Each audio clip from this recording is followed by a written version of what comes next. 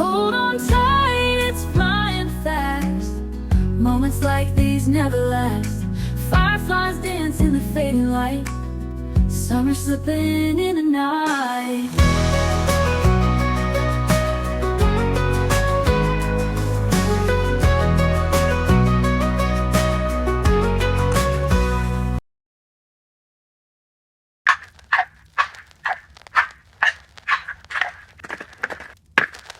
Oh my gosh.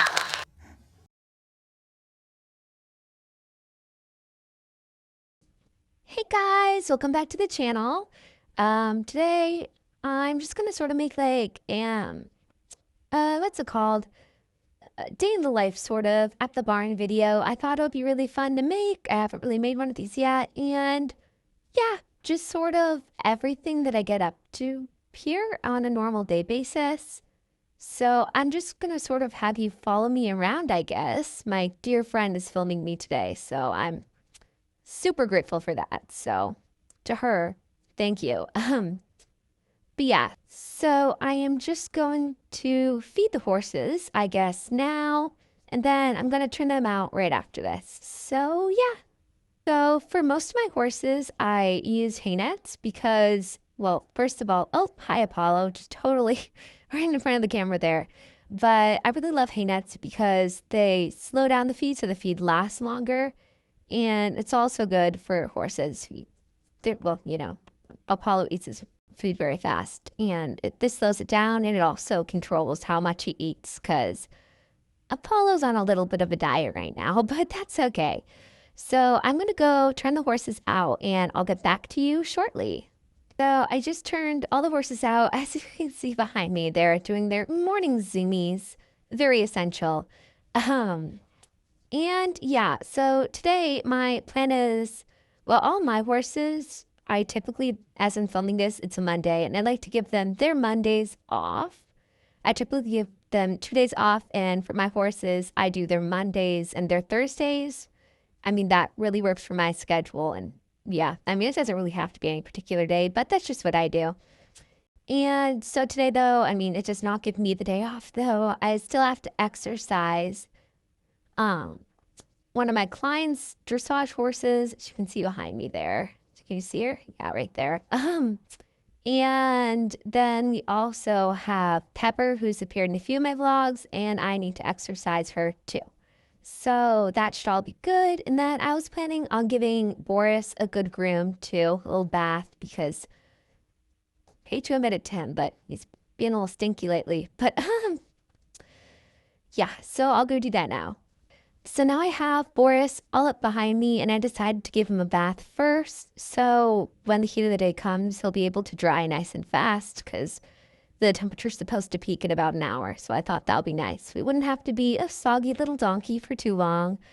But yeah, so let's go, I suppose. Alabama, I think of you. In the middle of August, you and me in Alabama blue. It goes on and on and on and on and on. And every song reminds me of you. When I think of Alabama, I think of you. I just finished grooming and bathing Boris. He's looking very squeaky clean now, if I do say so myself. And look how still he's standing there. He's such a good boy. But yeah, so now I'm going to turn them out, and then I'm going to ride a few of the horses that I need to exercise today. So yeah, come along with me.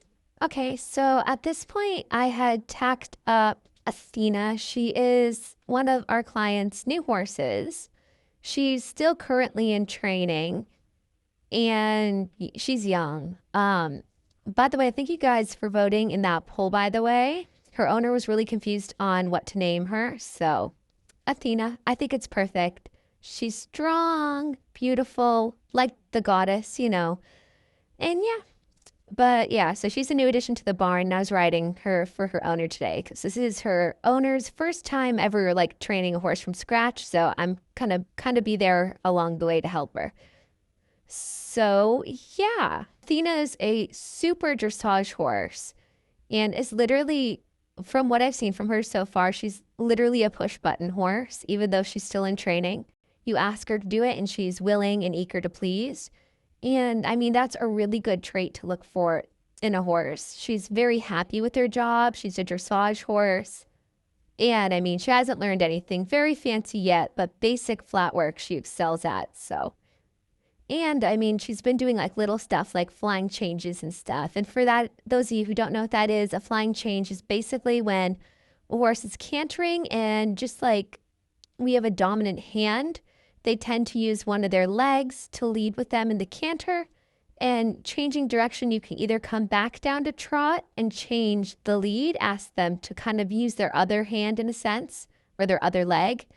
And that's a simple change, which she could do flying ones, which means while she's cantering, she can change it, which is a really good skill to learn. And she's doing lovely at those. And yeah, she has such a floaty canter too. I mean, I think her owner made a really good decision in choosing to train and work with her. She's really sweet. I love this girl. And she's just such a pleasure to hack out because she's like perfect. But yeah, after working her for about a half hour, I took her out into a little hack, just into our little field we have here. This area, I was thinking at some point of turning into some sort of like cross-country course that I could have at home instead of having to travel to anyone. Like, or not anyone, but like any place.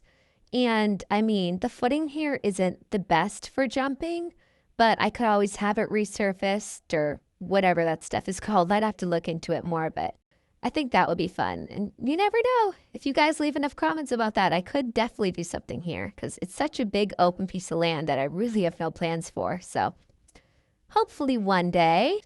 Okay, guys, so I've just gotten back in from our ride. Athena was such a good girl. And did I forget to mention how gorgeously tall this girl is? Like, she's so pretty and tall. I measured her the other day. She's 18.2 hands. And if for those of you who don't know what's that's like in the horse world, I mean, that's like massive.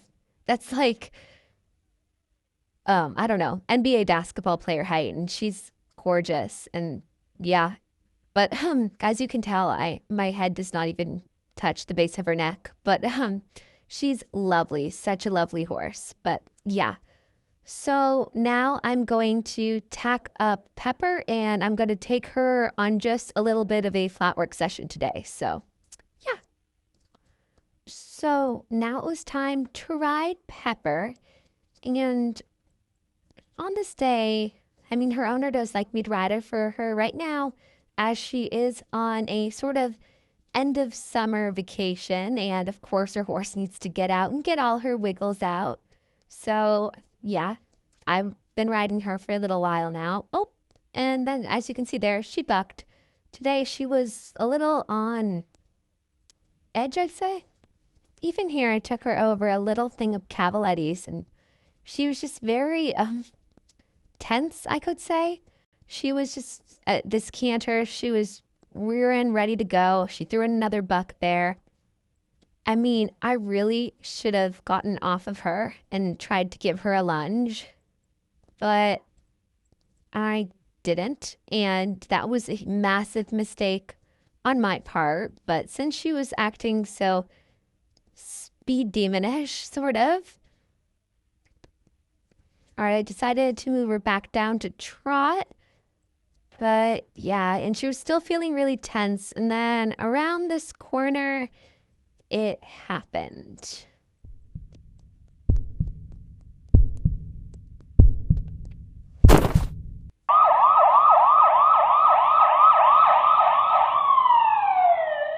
So, hi guys. It has certainly been a day. So I'm definitely not at the barn now. So that vlog ended very abruptly.